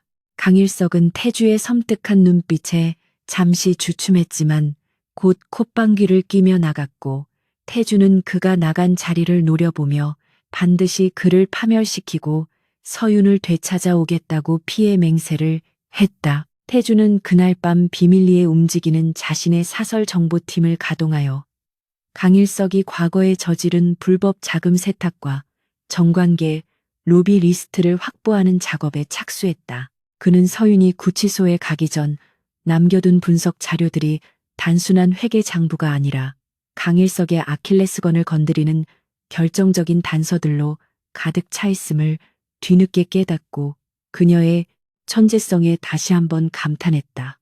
서윤은 자신이 잡혀갈 것을 예감이라도 한 듯 암호화된 파일 속에 강일석의 해외 페이퍼 컴퍼니 계좌 추적 결과를 숨겨두었고 태주는 그 암호를 풀며 그녀와의 연결고리가 끊어지지 않았음을 확인했다. 태주는 밤을 새워 자료를 분석하며 서윤이 마련해준 반격의 발판을 완벽한 무기로 다듬기 시작했고 그의 눈빛은 사냥감을 노리는 맹수처럼 빛나고 있었다. 면회 시간이 되자마자 태주는 구치소를 찾았고 유리벽을 사이에 두고 수의를 입은 서윤과 마주 앉았는데 며칠 사이에 헬쑥해진 그녀의 얼굴을 보자 가슴이 미어지는 듯했다. 서윤은 애써 밝은 표정을 지으며 자신은 괜찮으니 회사 일에만 전념하라고 말했지만 태주는 주먹으로 유리벽을 치며 나를 바보로 아느냐고 왜 상의도 없이 그런 무모한 짓을 했냐고 화를 냈다. 하지만 그의 화는 그녀를 향한 것이 아니라 그녀를 지켜주지 못한 자신을 향한 자책이었기에 서윤은 조용히 그의 눈을 바라보며 당신을 믿기 때문이라고 대답했다. 태주는 그녀의 그 한마디에 모든 분노가 눈 녹듯 사라지는 것을 느꼈고 유리벽에 손을 대며 반드시 너를 여기서 꺼내주고 네 아버지의 누명도 벗겨주겠다고 약속했다. 면회를 마치고 돌아오는 차 안에서 태주는 서윤의 변호를 맡은 로펌 대표에게 전화를 걸어 천문학적인 수임료를 제시하며 무죄 입증이 아니라 아예 검찰 수사를 뒤집을 수 있는 판을 짜라고 명령했다. 그는 이제 더 이상 법과 원칙을 따지는 모범적인 경영자가 아니라 자신의 여자를 건드린 자들을 무자비하게 짓밟는 폭군이 되기로 결심했다. 태주는 운전기사에게 차를 돌려 강일석의 비밀 금고가 숨겨져 있다는 별장으로 향하라고 지시했고, 이는 불법적인 가택 침입이었지만 그는 물불을 가릴 처지가 아니었다. 비서실장이 위험하다고 만류했지만 태주는 호랑이 굴에 들어가야 호랑이를 잡는 법을 그 여자에게 배웠다며 차가운 미소를 지었다. 태주가 별장에 도착했을 때 강일석의 수하들이 지키고 있었지만 태주가 대동한 전문 용역팀이 그들을 순식간에 제압했고, 태주는 직접 쇠지렛대를 들고 별장 안으로 들어갔다. 그는 서윤이 남긴 단서에 따라 서재의 책장 뒤에 숨겨진 비밀 공간을 찾아냈고, 그곳에서 강일석이 정재계 인사들에게 뇌물을 제공한 장부 원본과 녹음 파일들을 발견하는 성과를 거두었다. 이것은 단순히 강일석 한 명을 보내는 것을 넘어 선진그룹 전체를 뒤흔들 수 있는 핵폭탄급 증거였지만, 태주는 서윤을 구하기 위해서라면 그룹이 무너지는 한이 있어도 상관없다고 생각했다. 그는 증거물들을 챙겨 나오며 별장에 불을 질러 흔적을 없애버렸고, 타오르는 불길을 배경으로 걸어 나오는 그의 모습은 지옥에서 귀환한 악마와도 같았다. 다음날 아침 태주는 확보한 증거들을 들고 검찰청이 아닌 방송국으로 향했고, 생방송 뉴스 인터뷰를 자청하여 전 국민이 보는 앞에서 폭탄 선언을 할 준비를 마쳤다. 강일석은 뒤늦게 별장이 털리고 태주가 방송국에 갔다는 소식을 듣고 패닉 상태에 빠져 태주에게 전화를 걸어 협상을 시도하려 했지만 태주는 전화를 받지 않았다. 스튜디오 조명이 켜지고 카메라가 돌아가자 태주는 덤덤한 표정으로 앵커의 질문에 답하며 최근 발생한 기술 유출 사건의 진실과 그 배후에 있는 추악한 권력 다툼을 폭로하기 시작했다. 그는 자신의 숙부를 고발하는 폐륜을 저지른다는 비난을 감수하고서라도 진실을 밝히고 무고한 사람을 구하겠다는 의지를 천명하며 시청자들을 충격에 빠뜨렸다. 방송을 보고 있던 구치소 안에 재소자들과 교도관들도 태주의 파격적인 행보에 입을 다물지 못했고, 독방에 있던 서윤 역시 교도관이 전해준 소식에 하염없이 눈물을 흘렸다. 그녀는 태주가 자신을 위해 모든 것을 걸었다는 사실에 가슴이 벅차올랐고, 그가 보여준 사랑과 신뢰의 깊이에 전율하며 그를 향한 마음이 단순한 존경을 넘어 깊은 사랑임을 확신하게 되었다. 태주의 폭로는 대한민국 전체를 뒤집어 놓았고, 검찰은 여론에 떠밀려 강일석에 대한 전면적인 수사에 착수할 수밖에 없었으며, 서윤의 석방을 요구하는 목소리가 높아지기 시작했다. 태주는 방송을 마치고 나오며 쏟아지는 기자들의 질문 세례를 뒤로하고 하늘을 올려다 보았는데, 먹구름이 걷히고 햇살이 비치는 모습이 마치 서윤의 환한 미소처럼 느껴져 희미한 웃음을 지었다. 한편 궁지에 몰린 강일석은 마지막 발악으로 서윤의 아버지가 입원해 있는 병원에 사람을 보내 그를 납치하려는 계획을 세웠는데, 이는 태주의 약점을 다시 한번 공격하려는 비열한 수법이었다. 하지만 태주는 이미 그럴 것을 예상하고 병원 주변에 2중 3중으로 경호를 배치해 두었고, 강일석의 수하들은 병원 로비에서 태주의 경호팀에게 처참하게 제압당했다. 태주는 보고를 받고 차가운 목소리로 그들을 경찰에 넘기지 말고 창고로 끌고 가라고 지시하며 자신이 직접 그들의 입에서 강일석의 살인 교사 혐의까지 받아내겠다고 다짐했다. 이제 싸움은 법정 공방을 넘어선 피해 복수전으로 변질되고 있었고, 태주는 서윤을 괴롭힌 대가가 얼마나 혹독한지 뼈저리게 가르쳐줄 준비를 마쳤다. 강일석 부회장의 마지막 발악은 예상보다 훨씬 더 비열하고 치밀했는데, 그는 자신이 매수해둔 검찰 내부의 부패한 세력을 이용하여 병원에 입원 중인 서윤의 아버지를 참고인, 조사라는 명목으로 강제 이송시켰다. 태주가 병원 주변에 배치해둔 경호 인력조차 공권력을 앞세운 검찰 수사관들의 진입을 막을 명분이 없었기에 속수무책으로 당할 수밖에 없었고, 서윤의 아버지는 앰뷸런스가 아닌 검은색 승합차에 실려 어디론가 사라져 버렸다. 이 소식을 전해 들은 강태주는 집무실의 대형 유리창을 주먹으로 내리쳐 금이 가게 만들 정도로 극도의 분노를 표출했으며 그의 눈동자는 이성을 잃은 맹수처럼 붉게 충혈되어 있었다. 그는 즉시 비서실장에게 전화를 걸어 가용할 수 있는 모든 정보망과 사설 경호팀을 총동원해 차량의 이동 경로를 추적하라고 지시했고, 만약 털끝 하나라도 건드린다면 대한민국을 뒤집어서라도 그들을 찾아내 죽여버리겠다고 포효했다. 한편 구치소에서 석방 절차를 밟고 있던 서윤은 변호사로부터 아버지가 납치되었다는 청천벽력 같은 소식을 듣고 그 자리에 주저앉아 오열할 뻔했으나 곧바로 정신을 차리고 태주에게 연락을 취했다.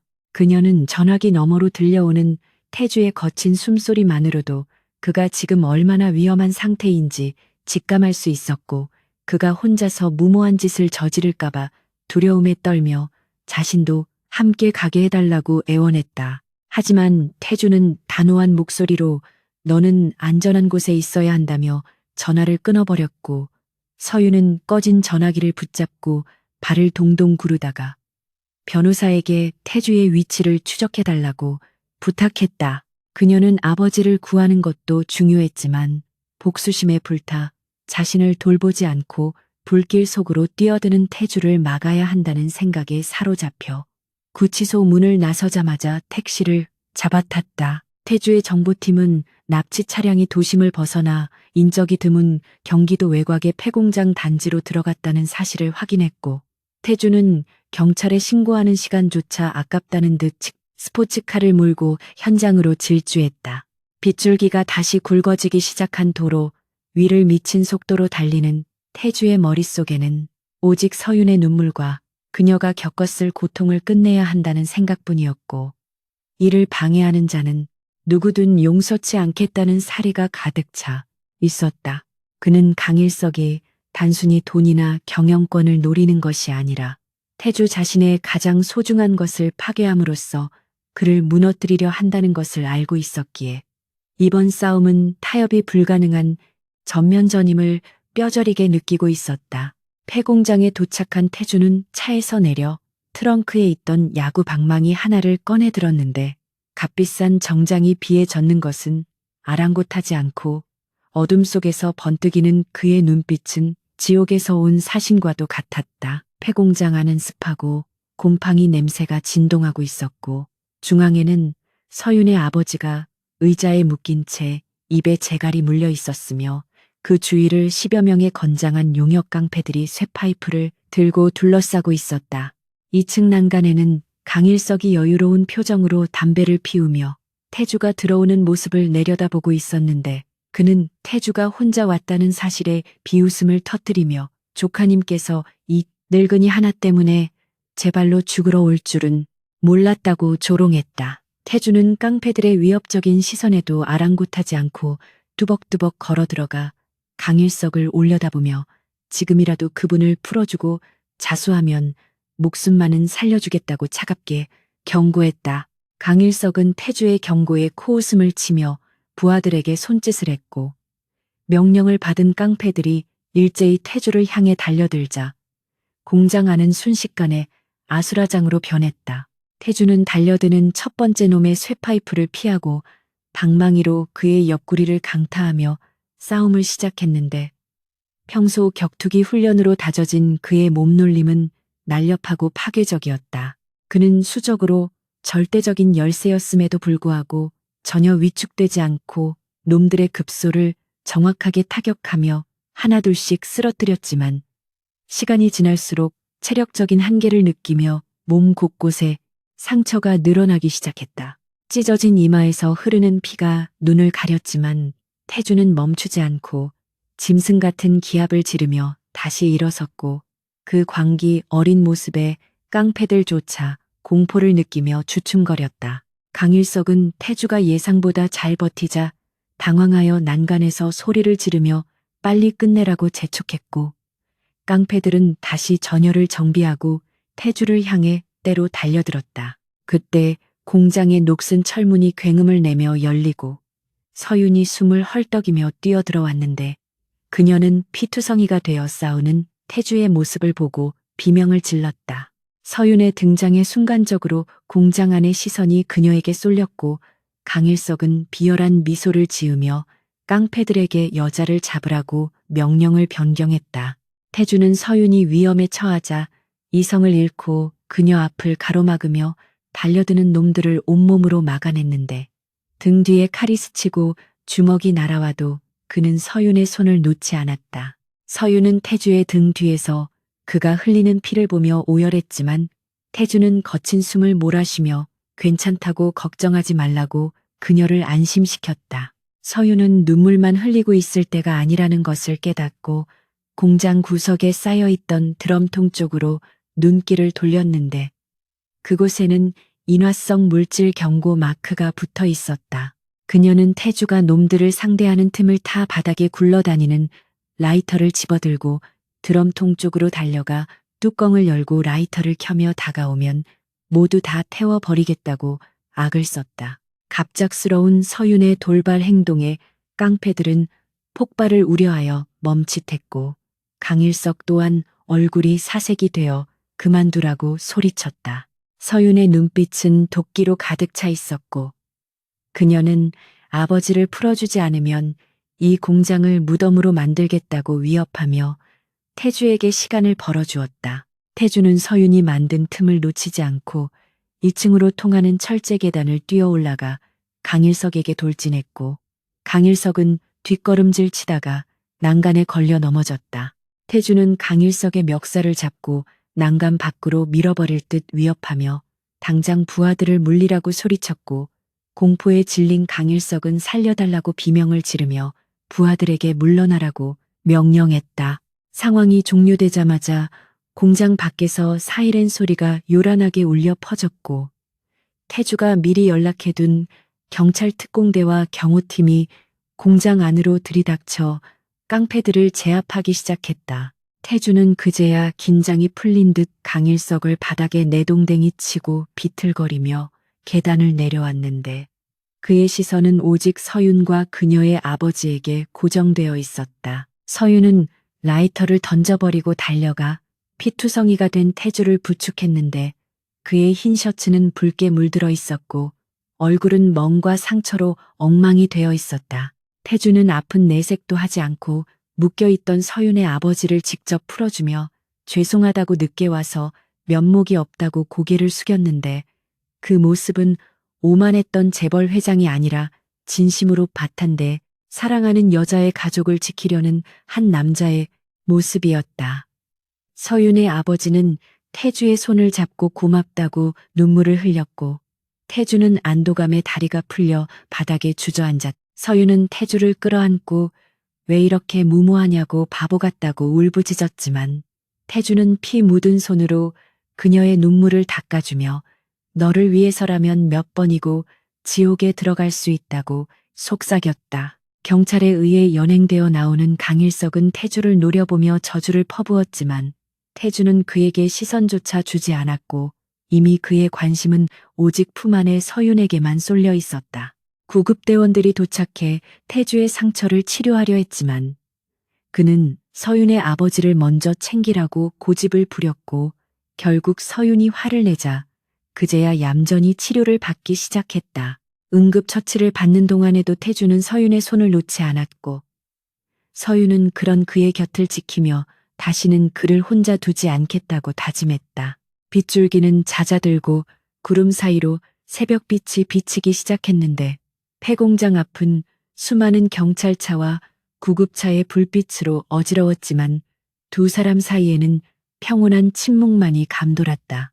병원으로 이송된 태주는 갈비뼈에 금이 가고 전신에 타박상을 입어 전치 사주의 진단을 받았지만 그는 입원실 침대에 누워서도 회사 일을 걱정하는 워커홀릭의 면모를 보여 서윤을 기가 막히게 했다. 서윤은 붕대를 감은 태주에게 사과를 깎아주며 이제 그만 좀 쉬라고 잔소리를 했지만 태주는 네가 곁에 있으니 이제야 잠이 올 것 같다며 어린아이처럼 웃었다. 그날 밤 태주는 약 기운에 취해 깊은 잠에 빠져들었고 서윤은 그의 머리맡에 앉아 잠든 그의 얼굴을 바라보며 이 남자가 자신의 인생에 들어온 것이 운명임을 확신했다.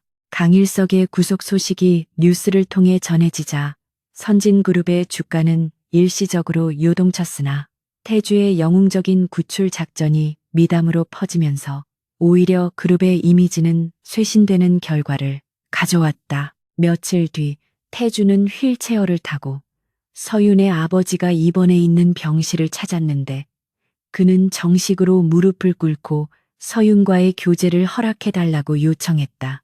서윤의 아버지는 처음에는 재벌 회장이라는 신분의 부담을 느꼈지만 자신의 딸을 위해 목숨을 걸었던 그의 진심을 확인했기에 흐뭇한 미소로 두 사람의 앞날을 축복해 주었다.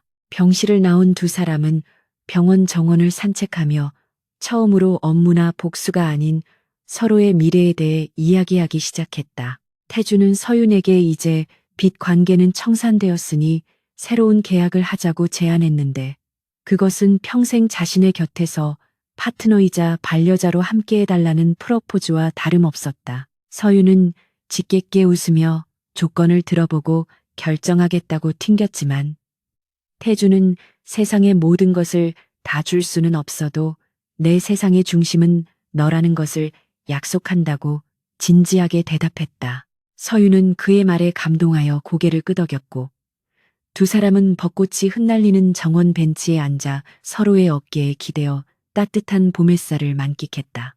이제 그들에게는 더 이상 숨겨야 할 비밀도 쫓아야 할 범인도 없었으며 오직 서로를 향한 깊어진 사랑과 신뢰만이 남아 있었다. 하지만 태주는 아직 해결해야 할 마지막 과제가 하나 남아있다고 생각했는데 그것은 이 사회에서 서윤의 능력을 공식적으로 인정받게 하여 그녀를 당당한 자신의 파트너로 세우는 것이었다. 태주는 퇴원하자마자 임시 주주총회를 소집하여 강일석 라인의 임원들을 전원 해임하고 서윤을 기획조정실장으로 임명하는 파격적인 인사를 단행하려 했다. 기존 임원들의 반발이 예상되었지만 태주는 서윤이 찾아낸 비리 자료들과 그녀가 작성한 그룹 혁신안을 무기로 정면 돌파할 계획이었다. 그는 서윤에게 너는 내 뒤에 숨는 여자가 아니라 내 옆에서 함께 제국을 이끌어갈 여왕이라고 말하며 그녀에게 자신감을 불어넣어 주었다.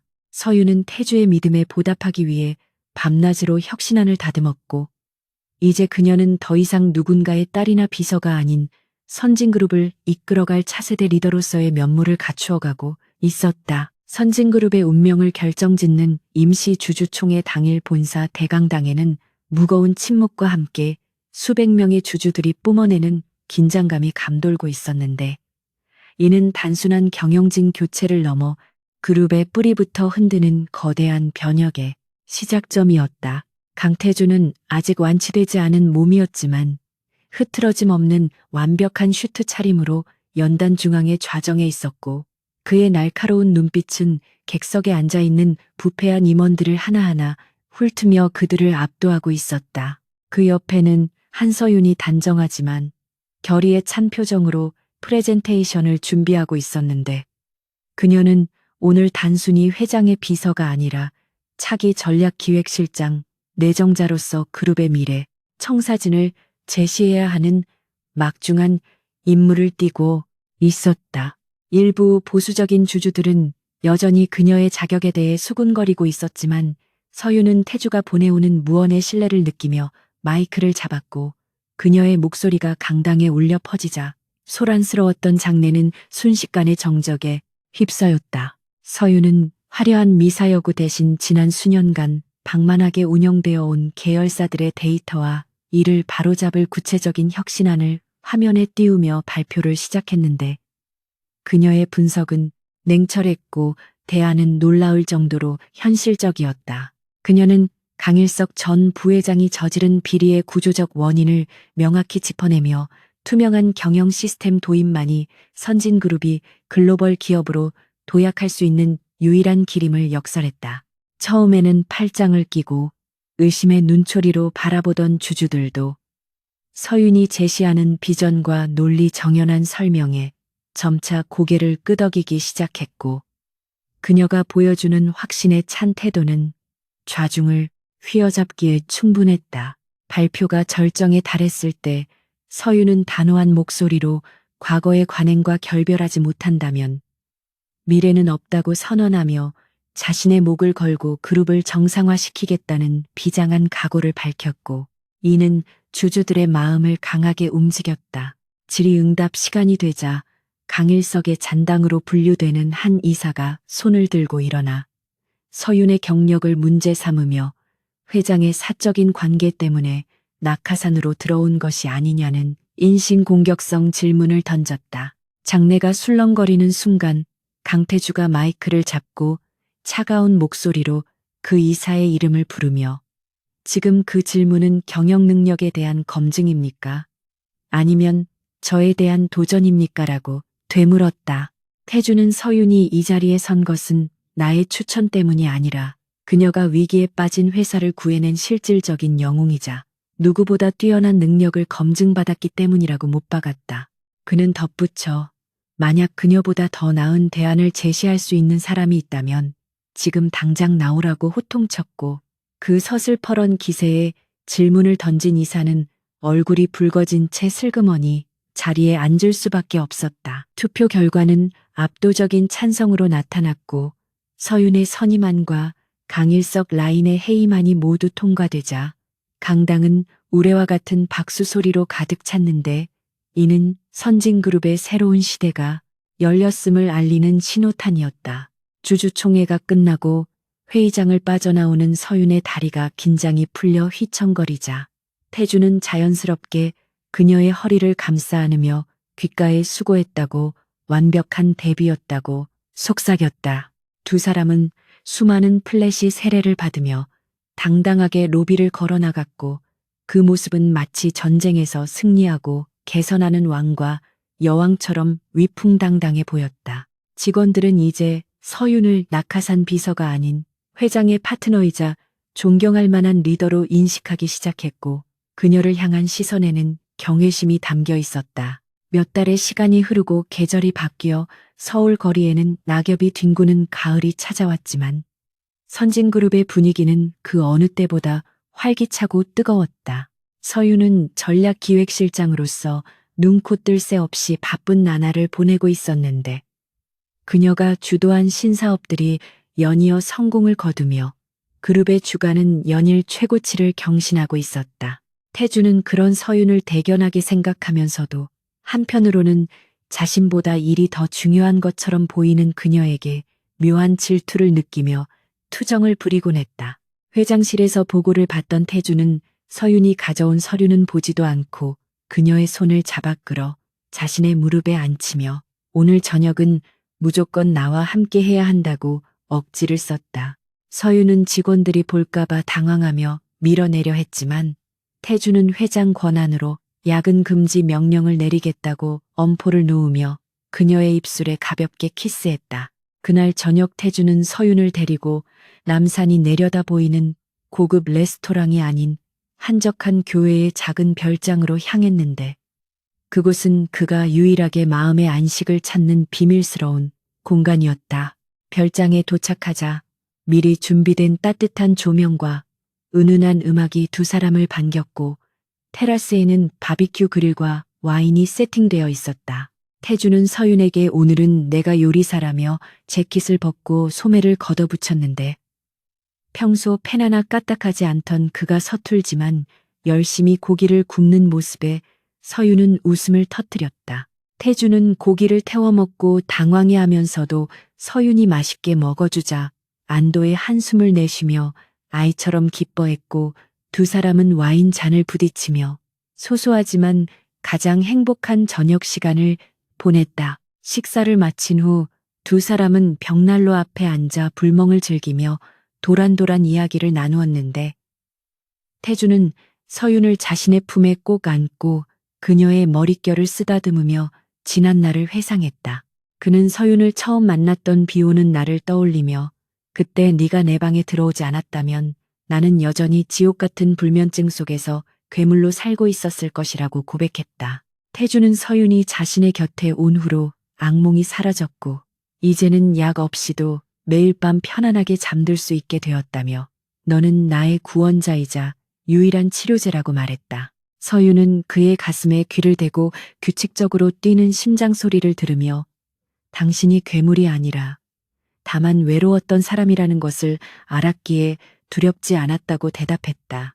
태주는 그녀의 말에 감동하여 그녀를 더욱 세게 끌어안았고 타닥타닥 타오르는 장작 소리만이 두 사람의 침묵을 따뜻하게 채웠다. 다음날 주말을 맞아 태주는 서윤과 함께 그녀의 아버지가 운영하는 작은 화원을 찾았는데 그는 격식 차린 정장 대신 편안한 니트 차림으로 나타나 서윤의 아버지를 살갑 대했다. 서윤의 아버지는 건강을 완전히 회복하여 소일거리로 화원을 가꾸고 있었는데 태주가 오자마자 장갑을 끼고 화분 나르는 것을 도우려 하자 만류하면서도 입가에는 흐뭇한 미소가 떠나지 않았다. 천하의 강태주 회장이 흑투성이가 되어 낑낑거리며 화분을 옮기는 모습은 뉴스에 나온다면 해외 토픽감이겠지만 그는 전혀 개의치 않고 서윤의 아버지에게 점수를 따기 위해 고군분투했다. 서윤은 그 모습을 팔짱을 끼고 지켜보며 혀를 찼지만 그녀의 눈에는 태주를 향한 깊은 애정과 고마움이 가득 담겨 있었다. 점심 식사 자리에서 태주는 서윤의 아버지에게 정식으로 결혼 승낙을 구했는데 그는 자신이 부족한 사람이지만 서윤을 평생 눈물 흘리지 않게 하고 그녀의 꿈을 지켜주는 든든한 울타리가 되겠다고 약속했다. 아버지는 태주의 진심 어린 눈빛을 보고 고개를 끄덕이며 내 딸이 자네 때문에 많이 웃게 되었으니 그거면 되었다고 흔쾌히 허락했다. 태주는 세상을 다 얻은 듯 기뻐하며 서윤의 손을 잡았고 서윤은 부끄러워하면서도 맞잡은 손에 힘을 주어 그의 마음에 화답했다. 돌아오는 차 안에서 태주는 이제 공식적으로 허락도 받았으니 식장부터 잡자고 서둘렀지만 서윤은 회사 일이 먼저라며 그를 놀렸고 태주는 절대 안 된다며 때를 쓰는 평범한 연인들의 실랑이가 이어졌다. 며칠 뒤 태주는 서윤을 데리고 선진그룹 본사 옥상 정원으로 올라갔는데 그곳은 서울 시내 전경이 한눈에 들어오는 탁 트인 공간이었다. 해가 지고 도시의 불빛들이 하나둘 켜지기 시작하자 태주는 서윤을 난간 앞으로 이끌며 아래를 내려다보게 했다. 그는 이 화려한 도시의 불빛들 중에서 내가 가진 것은 아무것도 없었지만 이제는 너라는 빛을 가졌으니 모든 것을 가진 셈이라고 로맨틱한 고백을 했다. 태주는 품 안에서 작은 벨벳 상자를 꺼내 열었는데 그 안에는 화려한 다이아몬드 반지가 아닌 두 사람의 이니셜이 새겨진 심플한 백금 반지가 들어 있었다. 그는 무릎을 꿇고 서윤의 손에 반지를 끼워주며 나 강태주는 한서윤에게 평생 복종할 것을 맹세한다고 말했는데 이는 천하를 호령하는 호랑이가 스스로 목줄을 내어주는 것과 다름없는 최고의 맹세였다. 서윤은 눈시울을 붉히며 그를 일으켜 세우고 입을 맞추었고 두 사람은 밤하늘 아래서 서로의 사랑을 확인하며 영원한 파트너가 될 것을 약속했다.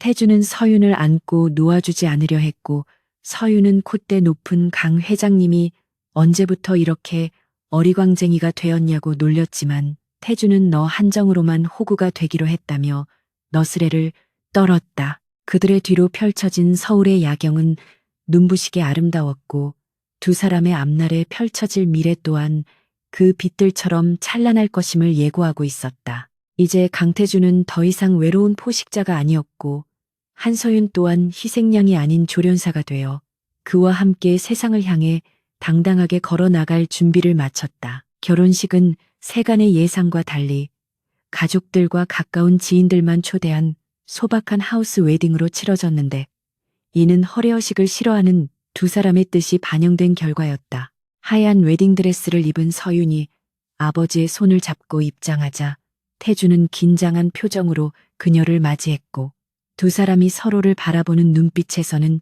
꿀이 뚝뚝 떨어져 하객들의 부러움을 샀다. 주례 없이 진행된 결혼식에서 두 사람은 서로에게 쓴 편지를 낭독했는데 태주는 편지에서 다시 태어나도 당신을 찾아내 사랑할 것이라고 고백해서 윤을 울게 만들었다. 식이 끝나고 행진하는 두 사람 위로 꽃비가 쏟아졌고 그들은 가장 행복한 미소를 지으며 새로운 인생의 첫 발을 내디뎠다. 신혼여행에서 돌아온 후에도 두 사람은 여전히 회사에서는 냉철한 경영자와 유능한 참모로 완벽한 호흡을 자랑했지만 퇴근 후에는 누구보다 다정한 부부로 돌아가 알콩달콩한 신혼생활을 즐겼다. 태주는 가끔 서윤이 업무에 너무 집중해 자신을 소홀히 하면 서류를 뺏고 심술을 부리기도 했지만 서윤의 애교 한 번이면 사르르 녹아내려 직원들 사이에서는 회장님이 공처가가 되었다는 소문이 정설로 굳어졌다. 어느 날 밤 태주는 잠든 서윤의 얼굴을 바라보며 혼잣말로 중얼거렸는데 호랑이 굴에 들어온 줄 알았겠지만 사실은 내가 너라는 덫에 걸린 것이었다고 고백하며 행복한 미소를 지었다.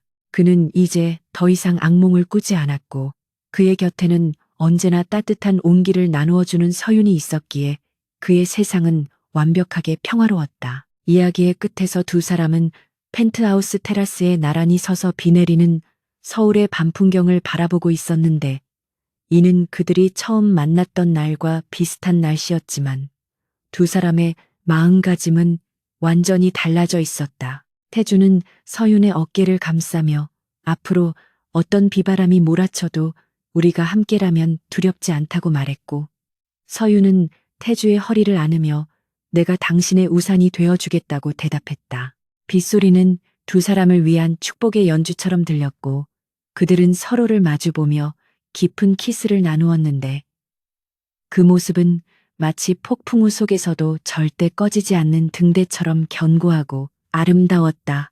호랑이를 길들인 효녀와 그녀에게만은 한없이 약한 호랑이의 사랑 이야기는 그렇게 완성되었고 그들의 전설은 선진그룹이라는 제국 안에서 영원히 이어질 것이었다.